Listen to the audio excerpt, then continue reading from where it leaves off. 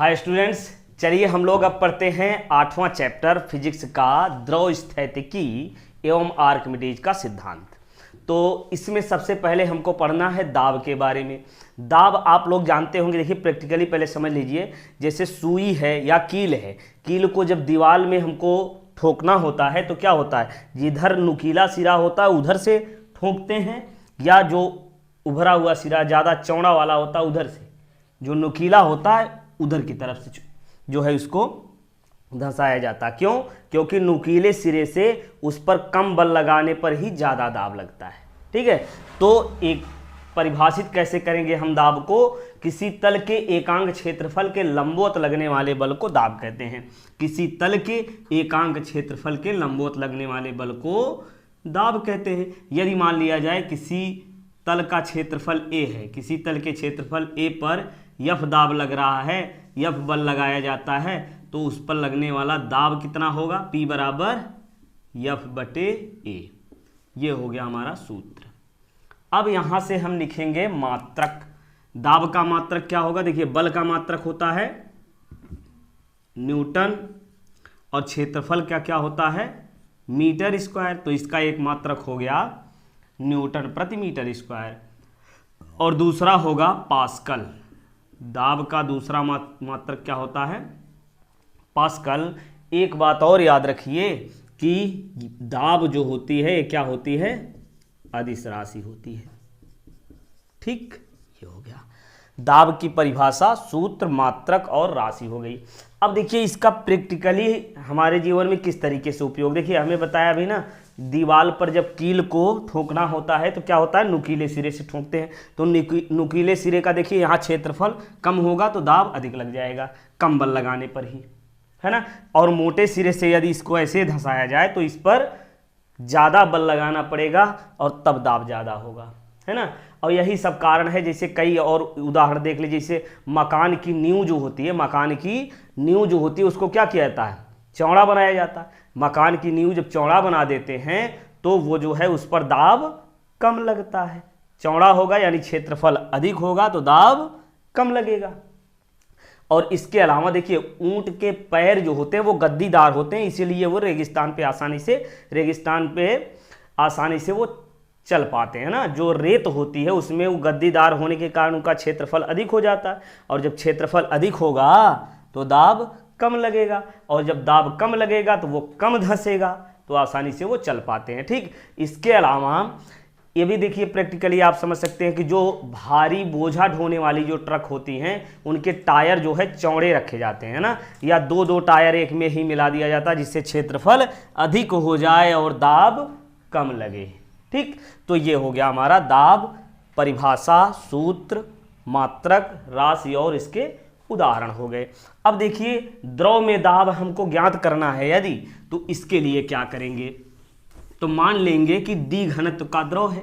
D घनत्व के द्रव को जब यच गहराई में डाल करके, देखिए ये मान लीजिए डी घनत्व का द्रव एक पात्र में ऐसे बना देते हैं। देखिए इसमें द्रव भरा हुआ है, इसका घनत्व कितना है? डी है, और इसमें एक काल्पनिक तल मान लेते हैं, ये इसका क्षेत्रफल जो है ले लेते हैं ए है, और ये कितनी गहराई पे है? यच गहराई में ये है, और इसका क्षेत्रफल ये जो है ये क्या है? ए है। ऊपर भी इतने होगा क्षेत्रफल। ठीक, इस द्रव का घनत्व कितना है? डी है, यच गहराई में है, और इसके काल्पनिक तल का क्षेत्रफल ए है। ठीक, तो इस पर लगने वाला दाब कितना होगा बताइए? देखिए ध्यान से, दाब बराबर, अभी हमने बताया ना, यहां से लिखते हैं, दाब बराबर क्या होगा? क्या होगा? बल बटे क्षेत्रफल हो गया। दाब बराबर बल बटे क्षेत्रफल। अच्छा, अब बताइए बल बराबर क्या होता है? द्रव्यमान गुणे त्वरण होता है। द्रव्यमान गुणे त्वरण हो गया। ठीक, अच्छा, बटे क्षेत्रफल है, इसको लिखते जाइए, ये क्षेत्रफल। और द्रव्यमान बराबर अब क्या लिख सकते हैं हम? द्रव्यमान बराबर क्या होता है? आयतन गुणे घनत्व होता है। ये हो गया। अब यहाँ त्वरण ऐसे ही लिख लीजिए, ठीक, बटे में क्षेत्रफल हमारा है ही। अब क्या करेंगे, देखिए आयतन बराबर हम क्या लिख सकते हैं, इस बेलन का आयतन, देखिए बेलन का आयतन बराबर क्या होता है, क्षेत्रफल गुणे ऊंचाई, पढ़ चुके हैं ना हाई स्कूल में, क्षेत्रफल गुणे ऊंचाई। देखिए क्षेत्रफल ये त्रिज्या r है तो पाई आर स्क्वायर, ऊंचाई h, देखिए बेलन का आयतन क्या होता है, pi r square h, pi r square मतलब क्षेत्रफल, h मतलब ऊंचाई, तो क्षेत्रफल गुणे ऊंचाई ये हो गया आयतन। तो आयतन की जगह हम क्या क्या लिख सकते हैं यहाँ, क्षेत्रफल गुणे ऊंचाई, क्षेत्रफल में ऊंचाई से गुणा कर देंगे तो बन जाएगा आयतन। और यहाँ ये हमारा हो गया क्या, घनत्व, और क्या है त्वरण, और बटे में क्या है क्षेत्रफल, ठीक। अब देखिए यहाँ से क्षेत्रफल काट दीजिए, अब मिला क्या, यहाँ हमको मिल गया दाब बराबर ऊंचाई। देखिए ऊंचाई को क्या हमने माना है, ऊंचाई मतलब वही गहराई जितनी है, यच हो गया। घनत्व क्या मान लिया है, रो घनत्व का है या डी घनत्व का, जो भी मान लीजिए, तो यहाँ हम लिख देते हैं डी या रो मान लीजिए, रो घनत्व का द्रव है रो, और गुरुत्वीय त्वरण जी, ऊंचाई यच, तो ये द्रव दाब बराबर क्या आ गया, रो जी एच, ठीक। या घनत्व डी भी मानते, डेंसिटी लिख दिए, डी जी एच हो जाएगा। तो ये दाब बराबर रो जी एच आ गया। तो इसकी सहायता से द्रव दाब का नियम निकलेगा। क्या निकलेगा, द्रव दाब का नियम। अब वो कैसे आएगा समझिए, द्रव दाब का नियम, पहली बात तो ये देखिए स्वतंत्र तल है, द्रव का मान लीजिए यहाँ तक द्रव भरा हुआ है पूरा, ठीक है, तो ये हो गया हमारा स्वतंत्र तल। पहली बात तो स्वतंत्र तल की गहराई के अनुपाती होता है क्या, द्रव दाब। द्रव दाब का पहला नियम क्या हो गया, द्रव दाब जो होता है वो द्रव की स्वतंत्र तल से गहराई के अनुपाती होता है, पहली बात हो गई, ठीक है। और दूसरी बात, द्रव के अंदर कोई पिंड हो, कोई वस्तु हो, तो इस पर चारों दिशाओं में दाब जो है एक समान रूप से लगता है। देखिए ये कोई पिंड है तो इधर दाब भी उतने लगेगा, उतने इधर भी लगेगा, चारों दिशाओं में दाब एक समान होता है, ठीक। फिर सुनिए, पहला पॉइंट क्या मिल गया, स्वतंत्र तल से गहराई के अनुपाती होता है। दूसरा, द्रव के अंदर सभी दिशाओं में लगने वाला दाब समान होता है। तीसरी बात, यहां से ये समझिए कि कोई भी, देखिए द्रव के अंदर एक समान गहराई पर कोई क्षैतिज तल ले लिया जाए, एक समान गहराई पर क्षैतिज तल, या कह लीजिए द्रव के अंदर किसी भी क्षैतिज तल पर प्रत्येक बिंदुओं पर दाब समान होता है। देखिए क्योंकि गहराई हर जगह एक समान है तो दाब समान होगा। तीसरा पॉइंट समझ में आया क्या, स्वतंत्र तल, ये कहिए द्रव के अंदर किसी भी क्षैतिज तल के प्रत्येक बिंदु पर दाब एक समान होता है, ठीक।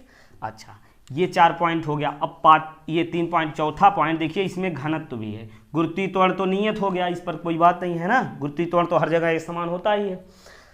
तो जी, अच्छा, गुरुत्वीय त्वरण हर जगह एक समान नहीं होता। इसमें देखिए ये गहराई तो बहुत नगण्य मानी जाएगी। देखिए पृथ्वी के सतह से ऊपर जाने पर और नीचे जाने पर घटता, ये हमने बताया ना, तो ये ऊपर नीचे जाने का मतलब ये दूरी जो है गहराई वाली, ये दूरी नगण्य मानी जाएगी। पूरी दूरी की अपेक्षा ये क्या होती है, नगण्य मानी जाती है, इसलिए जी का मान इतना ज़्यादा परिवर्तित नहीं होता है, तो हम मान लेते हैं कि जी स्थिर है। अब देखिए ये घनत्व, यदि द्रव का घनत्व अधिक हो जाए तो द्रव दाब बताइए बढ़ जाएगा घट जाएगा, दाब जो है घनत्व के देखिए अनुक्रमानुपाती है, ऊपर है तो बढ़ेगा ही। तो चौथा पॉइंट ये मिल गया कि द्रव दाब द्रव के घनत्व के अनुक्रमानुपाती। चलिए अब समझते हैं उत्प्लावन बल और प्लवन का सिद्धांत। उत्प्लावन बल क्या होता है, जब किसी वस्तु को द्रव में डुबोते हैं पूर्ण अथवा आंशिक रूप से, तो ऊपर की ओर एक बल कार्य करता है, इसे उत्प्लावन बल कहते हैं। आप प्रैक्टिकली जानते भी होंगे, जैसे पानी में कोई वस्तु है तो उसका भार जो है कम हो जाता है, आप आसानी से उठा लेते हो पानी में, तो ये कम क्यों हो जाता है, क्योंकि पानी भी ऊपर की ओर एक बल लगाता है। अब प्लवन का सिद्धांत क्या है कि द्रव में 2 बल लगता है किसी वस्तु पर। द्रव में जब किसी वस्तु को डुबोया जाता है तो उस पर 2 बल कार्य करता है, एक तो भार ऊपर नीचे की ओर और उत्प्लावन बल ऊपर की ओर। तो इसमें 2 स्थितियां बनती हैं। पहली स्थिति क्या है, ये मान लीजिए पात्र है, इसमें द्रव भरा हुआ है। इसमें जब पहली स्थिति कि जब भार जो है वो अधिक है और बल कम है, भार अधिक है बल कम है, तो ये क्या होगी, वस्तु डूब जाती है। ठीक। और दूसरी स्थिति क्या है कि जब भार और बल दोनों बराबर हैं तब क्या होता है, ये डूब करके तैरती है। ये जल है तो इसमें ये वस्तु क्या हो जाएगी, डूब जाएगी और डूब करके तैरेगी। और तीसरी स्थिति जब बल ज़्यादा हो भार कम हो तो ये आंशिक रूप से डूब करके तैरती है, यानी बल देखिए ऊपर की ओर लगने वाला ज़्यादा हो गया, नीचे कम हो गया, तो ये आंशिक रूप से डूब कर तैरती है। चलिए अब समझते हैं आर्किमिडीज का सिद्धांत। आर्किमिडीज का सिद्धांत क्या है कि जब किसी वस्तु को द्रव में पूर्ण अथवा आंशिक रूप से डुबोया जाता है तो उसके भार में कमी आती है। ठीक। और ऊपर की ओर जो बल लगता है अभी हमने बताया क्या होता है, प्लवन बल होता है। तो जब किसी वस्तु को द्रव में पूर्ण अथवा आंशिक रूप से डुबोते हैं तो उसके भार में कमी आती है, और ये भार में कमी उसके द्वारा हटाए गए द्रव के भार के बराबर होती है। अब देखिए इसको हम कैसे सिद्ध कर सकते हैं कि भार में कमी आई है और ये कमी उसके द्वारा हटाए गए द्रव के भार के बराबर होती है। ठीक है। तो देखिए इसमें क्या करते हैं, एक पात्र होता है जिसमें द्रव भरा हुआ है, एक पात्र है जिसमें द्रव भरा हुआ है। अब जिस चीज़ को डुबोना है, जिस वस्तु को डुबोना है, उसको क्या करेंगे, पहले उसका वायु में भार ज्ञात कर लेंगे। कहाँ ज्ञात कर लेंगे, वायु में उसका भार ज्ञात कर लेंगे। वायु में भार यदि मान लीजिए W1 आ गया, वायु में भार W1 हो गया। फिर क्या करेंगे, उसको स्प्रिंग तुला की सहायता, देखिए स्प्रिंग तुला इस तरीके से होता है ना, और इसमें जो है यहाँ स्केल लगा होता है और इसमें रख देंगे वस्तु को, है ना, इसमें इस तरीके से बना होगा, इसमें वस्तु को रख देंगे जिसको तौलना है हमको, जिस चीज़ को इसमें पानी में डाल करके तौलना है उसको क्या करेंगे, द्रव में ऐसे डाल देंगे। तो यहाँ स्प्रिंग तुला से यहाँ भार जब ज्ञात करेंगे तो मान लीजिए यहाँ भार हमको मिल गया W2, पहले कितना था W1, बाद में जब द्रव में डुबोए तो हमको मिला W2, तो भार में कुछ कमी आएगी, है ना।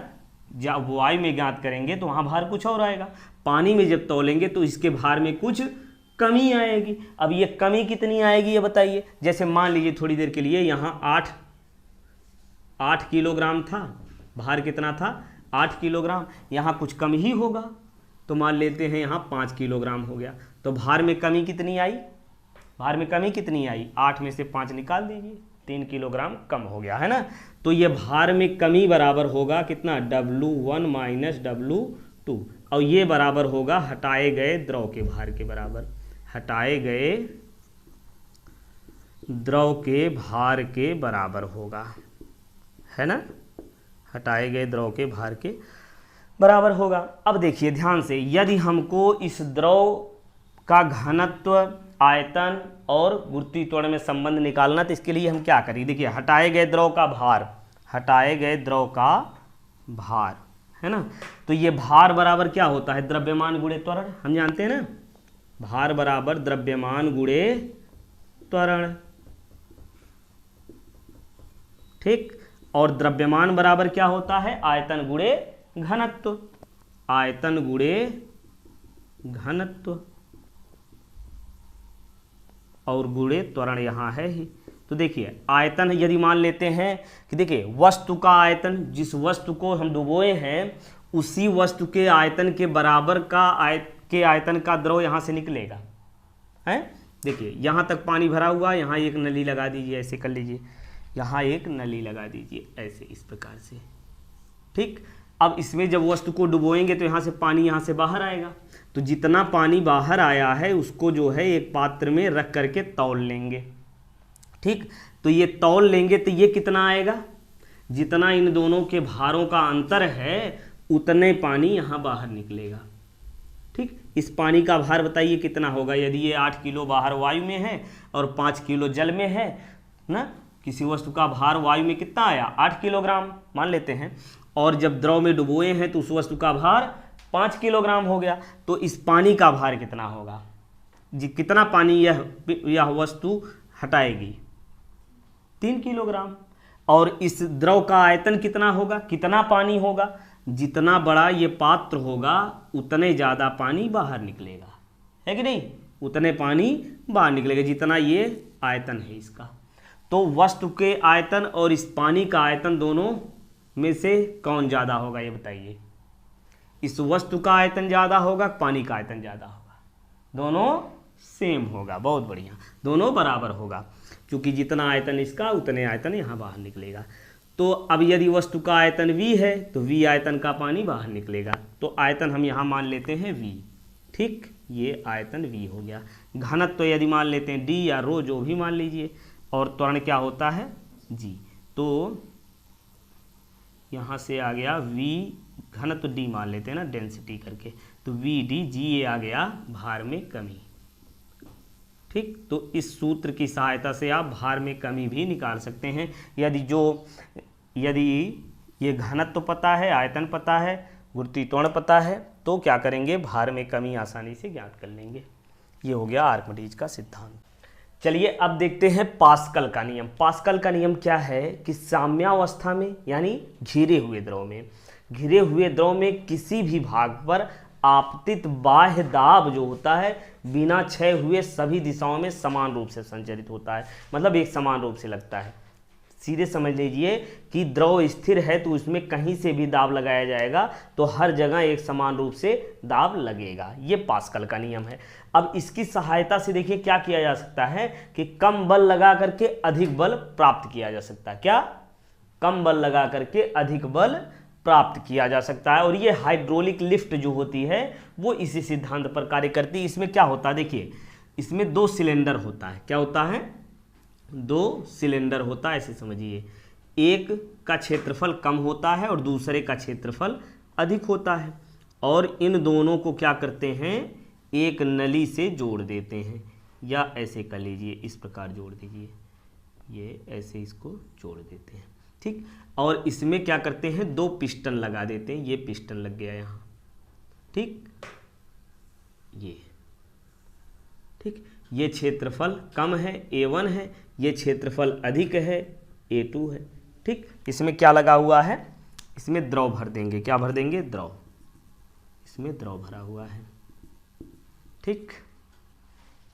अब देखिए इसमें जब हम बल लगाएंगे, मान लीजिए यहाँ हम बल लगा रहे हैं, F1 बल लगा रहे हैं, इसका क्षेत्रफल कितना है, A1 है, क्षेत्रफल A1 है, इस पर बल F1 लगा रहे हैं, और यहाँ क्षेत्रफल कितना माना हमने, A2, और इस पर बल लगा रहे हैं F2, ठीक।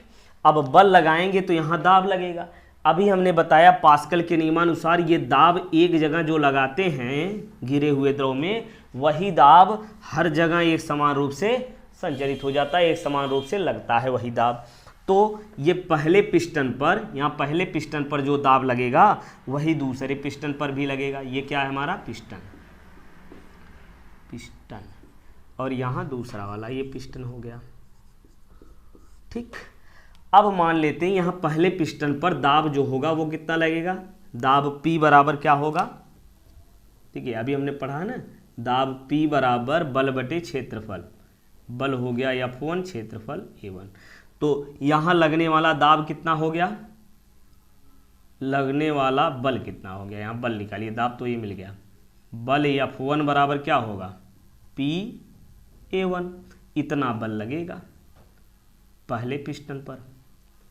और दूसरे पिस्टन पर लगने वाला दाब, देखिए दाब तो उतने होगा जितना यहाँ होगा, अभी हम पास्कल के नियमानुसार से, तो दाब बराबर क्या होगा, बल बटे क्षेत्रफल। बल यहाँ F2 है, क्षेत्रफल A2 है, तो यहाँ लगने वाला बल कितना हो जाएगा, F2 बराबर बताइए, ये गुणा होगा PA2, ये मिल गया बल।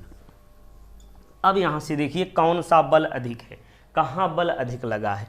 ये हमने F1 लगाया, यहाँ अपने आप F2 बल लगा, ठीक। तो देखिए यहाँ से दाब तो समान है, दाब समान है, क्षेत्रफल देखिए बल जो है क्षेत्रफल के पर निर्भर हो गया ना, तो क्षेत्रफल यहाँ वाला क्षेत्रफल कम है, यहाँ वाला ज़्यादा है, तो ये वाला बल ज़्यादा लगेगा। अब प्रैक्टिकली आप समझेंगे तो आसानी समझ याद रहेगा। देखिए जैसे मान लीजिए ये क्षेत्रफल जो है 2 वर्ग मीटर है, मान लो 2 वर्ग मीटर है, यहाँ क्षेत्रफल जो है वो मान ले, देखिए ये ज़्यादा है तो ये मान ले रहे हैं 5 वर्ग मीटर है, ठीक। और इसमें लगने वाला जो दाब है उसको मान ले रहे हैं यहाँ दाब, देखिए क्षेत्रफल इतना हो गया, ये क्षेत्रफल हो गया, और दाब हम लिख देंगे कितना, मान लें चलिए मान लेते हैं यहाँ दाब लगा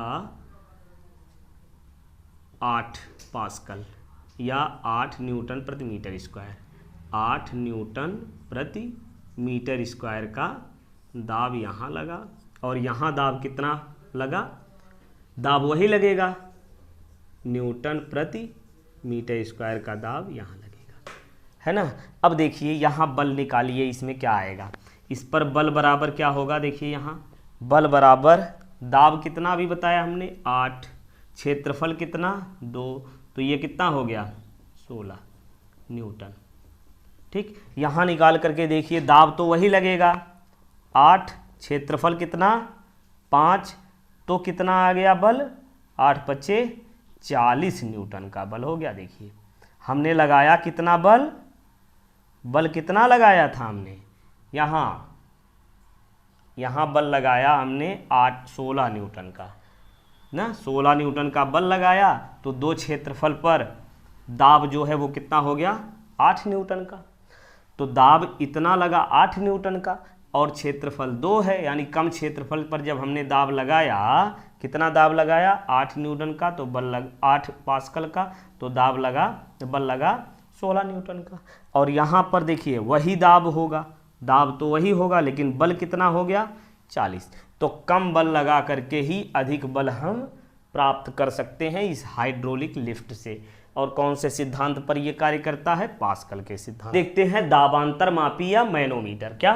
दाबांतर मापी, या इसी को मैनोमीटर भी कहते हैं। अब देखिए इसके नाम में ही है दाबांतर मापी, यानी दाब के अंतर को ये मापता है ना, दाब के अंतर को मापता है। और ये क्या होता है? देखिए एक यू आकार की नली होती है इसमें, है ना, एक यू आकार की नली होती है, इसको थोड़ा सा इधर बढ़ा देते हैं। यू आकार की नली होती है जिसमें द्रव भरा होता है, समझिए। इसमें जब द्रव भर देंगे ऐसे यू आकार की नली में, तो द्रव एक समान ऊंचाई तक आएगा, है ना। यहाँ तक मान लीजिए ऐसे भरा हुआ है इसमें द्रव, ये द्रव भरा हुआ है इसमें, ठीक है, यहाँ तक। अब जिस बर्तन की गैस का दाब हमको ज्ञात करना होता है, उसको किसी एक नली से जोड़ देंगे, किसी एक नली से जोड़ देंगे यहाँ से, है ना। तो जब जोड़ देंगे तो क्या होगा? यदि बर्तन में गैस का दाब अधिक है, समझिए, दाब वायुमंडलीय दाब से अधिक है, यदि पहली स्थिति, यदि गैस का दाब वायुमंडलीय दाब से अधिक है, बताइए, गैस का दाब वायुमंडलीय दाब से अधिक है तो क्या करेगा? ये इसको दबाएगा कि ऊपर उठाएगा? दाब अधिक है, गैस का दाब अधिक है, तो ये क्या करेगा? दबा देगा इसको। और ये जब जल यहाँ से दबेगा तो यहाँ देखिए जल का स्तर नीचे हो जाएगा और दूसरी नली में ऊपर हो जाएगा। तो इस तरीके से पता चल जाएगा कि गैस का दाब जो है, बर्तन में भरी गैस का दाब वायुमंडलीय दाब से अधिक है या कम है। जब अधिक होगा तो क्या होगा? जल का स्तर ऊपर हो जाएगा, है ना। जब गैस का दाब वायुमंडलीय दाब से अधिक होगा तो जल का स्तर ऊपर हो जाएगा और दूसरी नली में क्या होगा? ये दाब, यदि देखिए फिर से सुनिए, यदि गैस का दाब, है ना, ये गैस का दाब यदि अधिक है तो ये क्या होगा? इस नली में जल का स्तर क्या होगा? नीचे हो जाएगा और दूसरी तरफ ऊपर हो जाएगा। और यदि गैस का दाब, बर्तन में भरी गैस का दाब यदि कम है तो क्या होगा? कम है तो ये ऊपर उठ जाएगा, कम है तो इस नली में जल का स्तर ऊपर हो जाता है और दूसरी तरफ नली में जल का स्तर नीचे हो जाता है। इस तरीके से आसानी से दाबांतर हम ज्ञात कर लेते हैं।